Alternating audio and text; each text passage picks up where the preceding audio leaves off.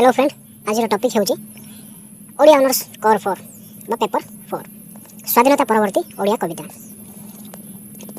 वर्तमान आम डिस्कसन करबा स्वाधीनता परवर्ती ओडिया कवितार किछि संक्षिप्त प्रश्न एवं उत्तर। तो वीडियो टी देखिया पूर्व लाइक शेयर एंड सब्सक्राइब करने को भूलिबेनी। चलतु आरंभ करिया। ओडिया काव्य कविता क्षेत्र में कौन कौन स्पष्ट प्रतिबिंबित होइछि। स्वाधीनता प्राप्ति पर राम राज्य स्वप्न जेपरि विफल है, देश में सर्वत्र अशांति और असंतोष बन्ही जेपरि प्रज्वलित हो उठिला, भारतीय मनर स्वप्नभंग प्रांगण में अतृप्ति और नैराश्य जेपरि सृष्टि कला एवं सर्वोपरि आत्मिक अर्धपतन समस्त मन में अशांति आलोड़न और नैराश्य प्रतिबिंब ओडिया काव्य कविता क्षेत्र में स्पष्ट प्रतिबिंबित। स्वाधीनता प्राप्ति पर राम राज्य स्वप्न जेपरि विफल है, देश में सर्वत्र अशांति असंतोष बन्ही जेपरि प्रज्वलित हो उठिला,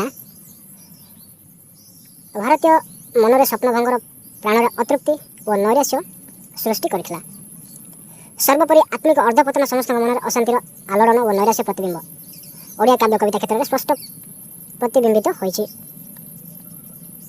स्वाधीनता प्राप्ति पर अशांति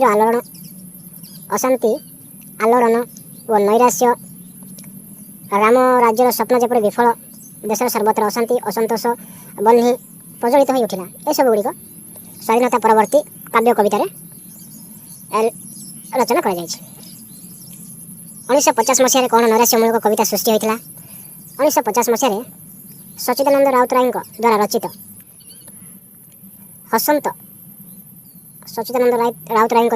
हसंत काव्य ग्रंथ में भारतीय मनर स्वप्नभंग स्वाक्षर बहन कर आम गाँव मुरलीधर पंडा, स्वराज्य पटल, विद्रोही किरानी, नैराश्य आलोड़ित शिल्पी प्राणर सृष्टि।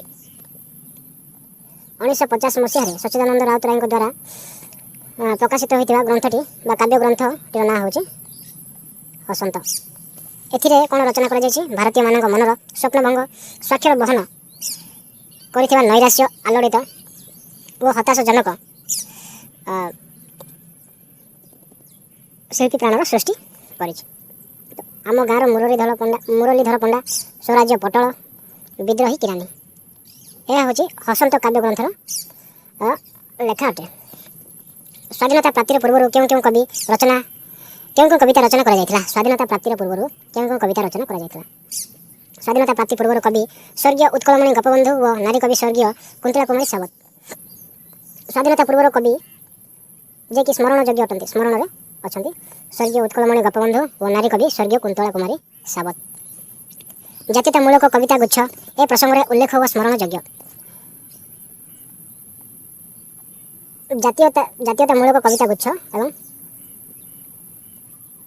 जातीयतामूलक कविता गुच्छ ए सब संपर्क में उल्लेख योग्य होइछि। विशेषतः यही पताका तले आजाद हिंदुस्तान, राष्ट्रीय पटुआर, आह्वान, मातृपूजा, जागरण, जाग जाग बारवाटी प्रभृति कविता गुड़िक कवि राष्ट्रीय मुक्ति वैप्लविक अग्नेय आह्वान सह दीप्ति देशात्मबोधक सम्मिश्रित।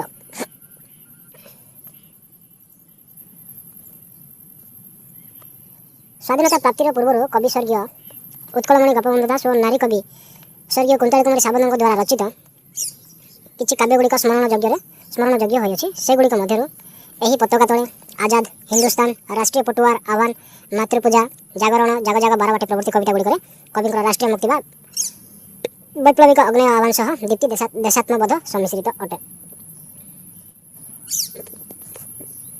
आधुनिक कवितार प्रेम क्यों भाव प्रयुक्त।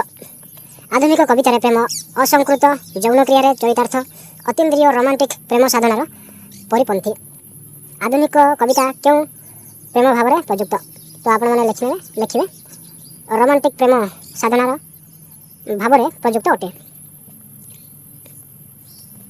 आगंतुक कवि माने जुग जंत्रणा को किपरि कवितार वर्णना करछन्ति। आगंतुक कवि माने सहीपरि जुग जंत्रणा को निजर माध्यम रीति प्रकाश करने को अधिकतर उद्यम करछन्ति। आगंतुक कवि माने निजर जुग जंत्रणा माध्यम रीति प्रकाश करने अधिकतर उद्यम करछन्ति। पुनश्च आउ केतेक प्रवीण व तरुण कवि पारंपरिक काव्य चेतना को परिहार करनांति। तरुण कवि गुड़िक प्रवीण व तरुण कवि पारंपरिक जो काव्य गुड़ाक रही से गुड़िक से माने परिहार करना। द्वितीय विश्वयुद्ध कविता उपर कौन प्रभाव पड़ता। ମହାଯୁଦ୍ଧ ପରେ ପୃଥିବୀରେ ବିଷାଦଗ୍ରସ୍ତ ପରିଣତି ଓ ତଜ୍ଜନିତ ହତାଶ, ନୈରାଶ୍ୟ, ଆତଙ୍କ ଓ ସାମାଜିକ ସଙ୍କଟ ଯେ ଅଧିକ ଭାବରେ ଗ୍ରାସ କରିଛି ଏଥିରେ ସନ୍ଦେହ ନାହିଁ। ଦ୍ୱିତୀୟ ବିଶ୍ୱଯୁଦ୍ଧ ପରେ ପୃଥିବୀରେ ବିଷାଦଗ୍ରସ୍ତ ପରିଣତି, ତଜ୍ଜନିତ ହତାଶ, ନୈରାଶ୍ୟ, ଆତଙ୍କ ଓ ସାମାଜିକ ସଙ୍କଟ ଅଧିକ ଭାବରେ ଦେଶକୁ ଗ୍ରାସ କରିଛି, ଏଥିରେ ସନ୍ଦେହ ନାହିଁ। 1941ରେ ଦ୍ୱିତୀୟ ବିଶ୍ୱଯୁଦ୍ଧ ସମାପ୍ତ ଲାଭ କରିଥିଲେ ମଧ୍ୟ ପୃଥିବୀରେ ଏହାର ବିଷ ଦୀର୍ଘ ସମୟ ପାଇଁ ଭାରତୀୟମାନେ ଅନୁଭବ କରିଥିଲେ। ଦ୍ୱିତୀୟ ବିଶ୍ୱଯୁଦ୍ଧ 1941 ମସିହାରେ ସମାପ୍ତ ଲାଭ କରିଥିଲେ ମଧ୍ୟ 1941 ମସିହାରେ ଦ୍ୱିତୀୟ ବିଶ୍ୱଯୁଦ୍ଧ ସମାପ୍ତ ଲାଭ କରିଥିଲା। ସମାପ୍ତ ଲାଭ କରିବା ସତ୍ତ୍ୱେ ପୃଥିବୀରେ ଏହାର ବିଷ ଯେଉଁ ହତାଶ, ନୈରାଶ୍ୟ, ଆତଙ୍କ ଜନସମାଜ ପାଇଁ ସୃଷ୍ଟି ହୋଇଥିଲା ସେସବୁ ଭାରତୀୟମାନେ ଅନୁଭବ କରିଛନ୍ତି। ମହାମାନବ ମହାତ୍ମା ଗାନ୍ଧୀ କିପରି ମୃତ୍ୟୁବରଣ କରିଥିଲେ, ଏହାର ପ୍ରଭାବ କିପରି କବିତା ଉପରେ ପଡ଼ିଥିଲା। ଜଣେ ଅତତାୟୀ ଉଗ୍ର ଧର୍ମାନ୍ଧ ଯୁବକ ହାତରେ ମହାତ୍ମା ଗାନ୍ଧୀଙ୍କ ମୃତ୍ୟୁ 1948 ଭାରତୀୟ ଭାବାକାଶର ଦିଗ୍ବଳୟ ଯେଉଁ ସକାଳିତ କଳାଛାଇ ସୃଷ୍ଟି କରିଛି ତାହା ସମସାମୟିକ ଓଡ଼ିଆ କବିତାର ସ୍ୱରକୁ ସ୍ପନ୍ଦିତ କରିବା ସ୍ୱାଭାବିକ। ଜଣେ ଅତତାୟୀ ଉଗ୍ର ଧର୍ମାନ୍ଧ ଯୁବକଙ୍କ ହାତରେ ମହାତ୍ମା ଗାନ୍ଧୀଙ୍କର ମୃତ୍ୟୁ ଘଟିଛି। 1848 ମସିହାରେ ମହାତ୍ମା ଗାନ୍ଧୀଙ୍କୁ ହତ୍ୟା କରାଯାଇଥିଲା। ଭାରତୀୟ ଭାବାକାଶ ଦିଗ୍ବଳୟରେ ଯେଉଁ ସକାଳିତ କଳାଛାଇ ସୃଷ୍ଟି କରିଛି ତାହା ସମସାମୟିକ ଓଡ଼ିଆ କବିତାର ସ୍ୱରକୁ ସ୍ପନ୍ଦିତ କରିବା ସ୍ୱାଭାବିକ। କାବ୍ୟ ଚେତନାରେ ସେ ସମୟରେ କ'ଣ ପ୍ରତିଫଳିତ ହୋଇଛି? ସମସାମୟିକ କାବ୍ୟ ଚେତନାରେ ସାମାଜିକ ସମସ୍ୟା, ଅର୍ଥନୀତିକ ବୈଷମ୍ୟ ନୀତି, ଶ୍ରେଣୀ ସଂଘର୍ଷ ଓ ସମସାମୟିକ ବହୁ ବାସ୍ତବ ପରିସ୍ଥିତି ସ୍ୱାଭାବିକ ଭାବେ ପ୍ରତିଫଳିତ ହୋଇଛି। କାବ୍ୟ ଚେତନାରେ କ'ଣ ପ୍ରତିଫଳିତ ହୋଇଛି ନା କାବ୍ୟ ଚେତନାରେ ସମସାମୟିକ ସାମାଜିକ ସମସ୍ୟା, ଅର୍ଥନୈତିକ ବୈଷମ୍ୟ ନୀତି, ଶ୍ରେଣୀ ସଂଘର୍ଷ, ସମସାମୟିକ ବହୁ ବାସ୍ତବ ପରିସ୍ଥିତି ସ୍ୱାଭାବିକ ଭାବେ ପ୍ରତିଫଳିତ ହୋଇଛି। ସ୍ୱାଧୀନତା ପରବର୍ତ୍ତୀ ଓଡ଼ିଆ କବିତାରେ ଚିତ୍ରକଳ୍ପ କ'ଣ? ସାହିତ୍ୟର ଚିତ୍ରକଳ୍ପ ପ୍ରଭାବ କ୍ରମଶଃ ଭାରତୀୟ ସାହିତ୍ୟକୁ ପ୍ରଭାବିତ କରିଛି। ଓଡ଼ିଆ ସାହିତ୍ୟର ଏହାର ଚମତ୍କାର ଆବିର୍ଭାବ ଦେଖିବାକୁ ମିଳେ। କବି ସଚ୍ଚିଦାନନ୍ଦ ରାଉତରାୟ, ଗୁରୁପ୍ରସାଦ ମହାନ୍ତି, ଭାନୁଜୀ ରାଓ, ବେଣୁଧର ରାଉତ, ରମାକାନ୍ତ ରଥ, ସୀତାକାନ୍ତ ମହାପାତ୍ର, ସୌଭାଗ୍ୟ ମିଶ୍ର, ଦୀପକ ମିଶ୍ର, କମଳକାନ୍ତ ଲେଙ୍କା ଆଦିଙ୍କ କବିତାର ଚିତ୍ରକଳ୍ପର ବହୁବିଧ ପ୍ରକାଶ ସମ୍ଭବପର ହୋଇପାରିଛି। ତ ଏମାନେ ହେଉଛନ୍ତି ସ୍ୱାଧୀନତା ପରବର୍ତ୍ତୀ କବିଗୁଡ଼ାକ ଅଟନ୍ତି। ଏମାନଙ୍କ ଦ୍ୱାରା ଚିତ୍ରକଳ୍ପ କବିତାରେ ପ୍ରତିଫଳିତ ହୋଇଛି। କେଉଁମାନଙ୍କ ଦ୍ୱାରା? କବି ସଚ୍ଚିଦାନନ୍ଦ ରାଉତରାୟ, ଗୁରୁପ୍ରସାଦ ମହାନ୍ତି, ଭାନୁଜୀ ରାଓ, ବେଣୁଧର ରାଉତ, ରମାକାନ୍ତ ରଥ, ସୀତାକାନ୍ତ ମହାପାତ୍ର, ସୌଭାଗ୍ୟ ମିଶ୍ର, ଦୀପକ ମିଶ୍ର, କମଳକାନ୍ତ ଲେଙ୍କା ଆଦିଙ୍କ କବିତାରେ ଚିତ୍ରକଳ୍ପର ବହୁବିଧ ପ୍ରକାଶ ସମ୍ଭବପର ହୋଇପାରିଛି। କବି ରବି ସିଂଙ୍କ ବିପ୍ଳବୀ କବିତା ସମାଜ ଉପରେ କି ପ୍ରଭାବ ପକାଇଛି? କବି ରବି ସିଂ ଜଣେ ବିପ୍ଳବୀ କବି ଭାବେ ପ୍ରସିଦ୍ଧ ଲାଭ କରିଛନ୍ତି। କବି ରବି ସିଂ କେଉଁ କବି ଭାବେ ପ୍ରସିଦ୍ଧି ଲାଭ କରିଛନ୍ତି? କବି ରବି ସିଂ ଜଣେ ବିପ୍ଳବୀ କବି ଭାବରେ ପ୍ରସିଦ୍ଧି ଲାଭ କରିଛନ୍ତି। ସେ ଜଣେ ବିପ୍ଳବୀ କବି ଅଟନ୍ତି। ସମାଜର ସ୍ଥିତାବସ୍ଥା, ସାଧାରଣ ଲୋକଙ୍କ ବିଳମ୍ବିତ ଜୀବନ ଓ ସମାଜର ଉଚ୍ଚ ସପନରେ ଅଧିରୂଢ଼ ତଥା ବିଳାସୀ ବ୍ୟକ୍ତିମାନଙ୍କ ପ୍ରତି ଥିବା ପ୍ରତିକ୍ରିୟାରୁ ତାଙ୍କ କବିତାର ସୃଷ୍ଟି। ତ ସମାଜର ସ୍ଥିତାବସ୍ଥା, ସମାଜର ଯେଉଁ ଘଟଣାଗୁଡ଼ାକ ଘଟୁଛି ସାଧାରଣ ଲୋକମାନଙ୍କ ମଧ୍ୟରେ, ସେସବୁ ବିଳମ୍ବିତ ଜୀବନ ଓ ସମାଜ ଉଚ୍ଚ ସପନରୁ ଅଧିରୂଢ଼ ତଥା ବିଳାସୀ ବ୍ୟକ୍ତିମାନଙ୍କ ପ୍ରତି ଥିବା ପ୍ରତିକ୍ରିୟାରୁ ତାଙ୍କର କବିତା ସୃଷ୍ଟି। ସମାଜର ସ୍ଥିତ ଅବସ୍ଥା, ସାଧାରଣ ଲୋକଙ୍କ ବିଳମ୍ବିତ ଜୀବନ, ସମାଜର ଉଚ୍ଚ ସପନରେ ଅଧିରୂଢ଼ ଥିବା ବିଳାସୀ ବ୍ୟକ୍ତିମାନଙ୍କ ପ୍ରତି ଥିବା ପ୍ରତିକ୍ରିୟାରୁ ତାଙ୍କ କବିତା ସୃଷ୍ଟି ହୋଇଛି। କବି ରଥଙ୍କ କବିତାରେ କି ଗୁଣାତ୍ମକ ପରିବର୍ତ୍ତନ ପରିଲକ୍ଷିତ ହୋଇଛି? ସ୍ୱାଧୀନତା କାଳରେ କବି ରମାକାନ୍ତ ରଥ ଜଣେ ସ୍ୱତନ୍ତ୍ର ପ୍ରତିଭାର ଅଧିକାରୀ। କବି ରମାକାନ୍ତ ରଥ ହେଉଛନ୍ତି ସ୍ୱତନ୍ତ୍ର ପ୍ରତିଭାର ଅଧିକାରୀ। କବିତାର ଉଭୟ ଆଙ୍ଗିକ ଓ ଆତ୍ମିକ ଦିଗରେ ସେ ଆଣିଛନ୍ତି ଗୁଣାତ୍ମକ ପରିବର୍ତ୍ତନ। ତାଙ୍କ ପ୍ରାଥମିକ କବିତାଗୁଡ଼ିକ ଯୁବ ସୁଲଭ ରୋମାଣ୍ଟିକ୍ ଭାବଧାରା ପରିଲକ୍ଷିତ ହେଲେ ହେଁ ପରବର୍ତ୍ତୀ କାଳରେ ମଣିଷ ବିଳମ୍ବିତ ଭାଗ୍ୟ, ଜୀବନ ଯନ୍ତ୍ରଣା, ଦାର୍ଶନିକ ଚିନ୍ତାଧାରା, ଯୁଦ୍ଧ ପରିବର୍ତ୍ତୀ ସମୟ ଓ ସମାଜର କାକୁସ୍ଥ ରୂପ, ଆର୍ଥନୀତିକ ଦୁଷ୍ଟିତି, ମାନବାତ୍ମାର ଚିରନ୍ତନ ଭାବବେଗ ତଥା ଇନ୍ଦ୍ରିୟତର ଭାବ ଚେତନା ପ୍ରମୁଖ ଭୂମିକା ଗ୍ରହଣ କରିଛି। ସ୍ୱାଧୀନତା କାଳରେ କବି ରମାକାନ୍ତ ରଥ ଜଣେ ସ୍ୱତନ୍ତ୍ର ପ୍ରତିଭାର ଅଧିକାରୀ ହୋଇପାରିଥିଲେ। କବିତାରେ ଉଭୟ ଆଙ୍ଗିକ ଆତ୍ମିକ ଦିଗରେ ସେ ଆଣିଛନ୍ତି ଗୁଣାତ୍ମକ ପରିବର୍ତ୍ତନ। ତାଙ୍କ ପ୍ରାଥମିକ କବିତାଗୁଡ଼ିକରେ ଯୁବ ସୁଲଭ ରୋମାଣ୍ଟିକ୍ ଭାବଧାରା ପରିଲକ୍ଷିତ ହୁଏ। ପରବର୍ତ୍ତୀ କାଳରେ ମଣିଷର ବିଳମ୍ବିତ ଭାଗ୍ୟ, ଜୀବନ ଯନ୍ତ୍ରଣା, ଦାର୍ଶନିକ ଚିନ୍ତାଧାରା, ଯୁଦ୍ଧ ପରବର୍ତ୍ତୀ ସମୟ ସମାଜର କାକୁସ୍ଥ ରୂପ, ଅର୍ଥନୈତିକ ଦୁଃସ୍ଥିତି, ମାନବାତ୍ମାର ଚିରନ୍ତନ ଭାବବେଗ ତଥା ଇନ୍ଦ୍ରିୟତର ଚେତନା ପ୍ରମୁଖ ଭୂମିକା ଗ୍ରହଣ କରିଛି। କବିତାକୁ କେଉଁ ଭାବ ନୂଆ ରଙ୍ଗ ଦେଇଥିଲା? ସମାନ୍ତରାଳ ଧାରା, ଉପନିବେଶବାଦୀଙ୍କ କବଳରୁ ଭାରତର ସ୍ୱାଧୀନତା ପାଇଁ ଏହି ସମୟର କବିଗଣ କମ୍ ପ୍ରୟାସ କରିନାହାନ୍ତି। ଜାତୀୟତାବାଦୀ ଚେତନା ଓ ପ୍ରୟୋଗବାଦୀ ଚେତନା ଓଡ଼ିଆ କବିତାକୁ ଦେଇଥିଲା ନୂଆ ଭାବ ଓ ନୂଆ ରଙ୍ଗ। କବିତାକୁ କେଉଁ ଭାବ ନୂଆ ରଙ୍ଗ ଦେଇଥିଲା? ନା ସାମନ୍ତରାଳ ଧାରା ଉପନିବେଶବାଦୀଙ୍କ କବଳରୁ ଭାରତର ସ୍ୱାଧୀନତା ପାଇଁ ସେ ସମୟର କବିଗଣ କମ୍ ପ୍ରୟାସ କରିନାହାନ୍ତି। ଜାତୀୟତାବାଦୀ ଚେତନା ଓ ପ୍ରଗତିବାଦୀ ଚେତନା ଓଡ଼ିଆ କବିତାକୁ ଦେଇଥିଲା ନୂଆ ଭାବ ଓ ନୂଆ ରଙ୍ଗ। ଟି.ଏସ୍. ଇଲିୟଟଙ୍କ ପ୍ରଭାବ କବିତା ଉପରେ କ'ଣ ପଡ଼ିଥିଲା? ବିଭିନ୍ନ ପ୍ରତୀକ ଚିତ୍ରକଳ୍ପ ମିଥ୍ ମାଧ୍ୟମରେ କବି ନିଜର ଭାବକୁ ଅଭିବ୍ୟକ୍ତ ପ୍ରଦାନ କଲାବେଳେ ବାକ୍ ସଂକ୍ଷେପଣକୁ ଦେଇଥିଲେ ଗୁରୁତ୍ୱ। ଟି.ଏସ୍. ଇଲିୟଟଙ୍କ ପ୍ରଭାବ ଏହି ସମୟରେ ବିଭିନ୍ନ ଓଡ଼ିଆ କବିଙ୍କ କବିତାରେ ପରିଲକ୍ଷିତ ହୋଇଥିଲା। ଫ୍ରଏଡ୍, ଡାରୱିନ୍ଙ୍କ ବିବର୍ତ୍ତନ ତତ୍ତ୍ୱ ଓ ମାର୍କସୀୟବାଦୀ ଚିନ୍ତାଧାରାର ପ୍ରଭାବରୁ ମଧ୍ୟ ସମ୍ପୂର୍ଣ୍ଣ ମୁକ୍ତ ହୋଇପାରିନଥିଲେ କବିଗଣ। ତ ଏହି ସମୟର କବିମାନେ ଟି.ଏସ୍. ଇଲିୟଟଙ୍କ ପ୍ରଭାବରେ ପ୍ରଭାବିତ ହୋଇଥିଲେ। ତ ପଶ୍ଚାତ ଗଳ୍ପ କବିତାଗୁଡ଼ିକ ଟି.ଏସ୍. ଇଲିୟଟଙ୍କ ଦ୍ୱାରା ଯେଉଁ କବିତାଗୁଡ଼ିକ ରଚନା କରାଯାଇଥିଲା ତାହାକୁ ସେ କବିତାଗୁଡ଼ିକର ଅନୁକରଣ କରି ଓଡ଼ିଆ କବିମାନେ ନିଜର ଭାବ ପ୍ରକାଶ କରୁଥିଲେ। ଫ୍ରଏଡ୍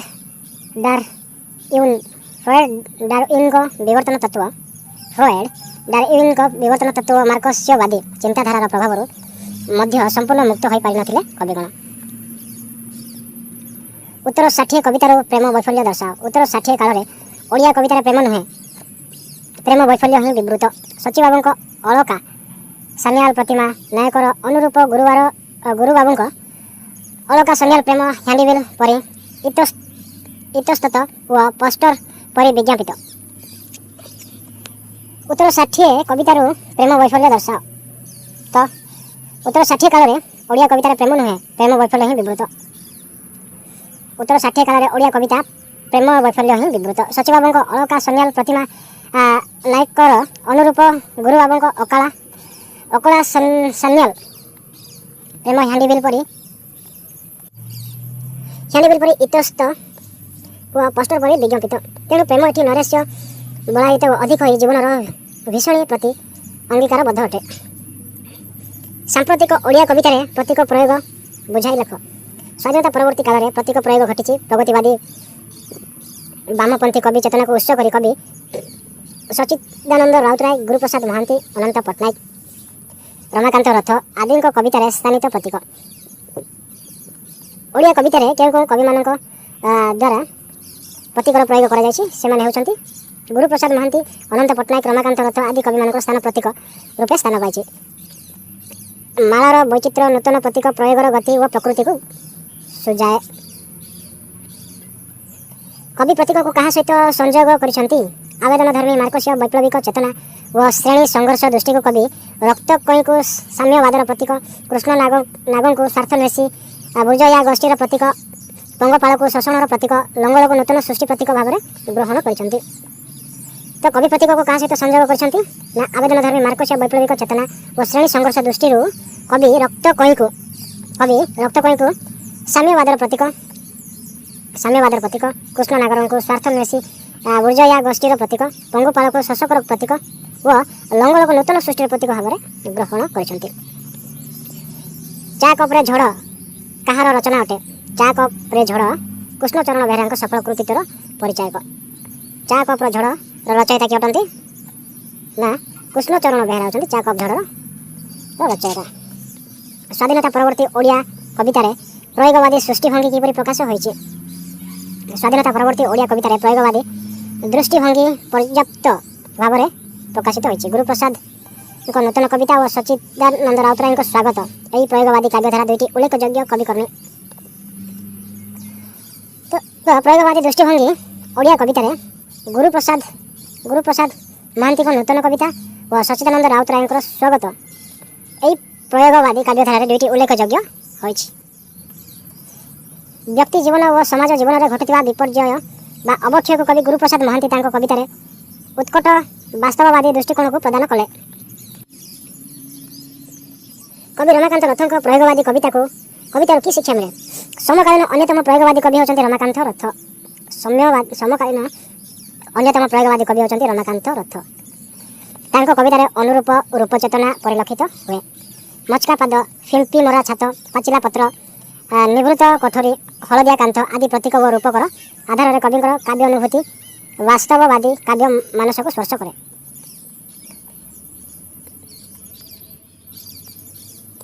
କବି ରମାକାନ୍ତ ରଥଙ୍କ रचना काव्यଗୁଡ଼ିକ ହେଉଛି मचका पाद, फिंपी मरा छात, पाचिला पत्र, निवृत्त कोठरी, हलदिया कांथ आदि प्रतीक व रूपकर आधार में कविंकर काव्य अनुभूति वास्तववादी मानस को स्पर्श करे। तो एग्जाम रे क्वेश्चन आसी पारे कवि रमाकांत रथंकर दुईटी कृति वर्णना करो। तो आपण माने लिखिबे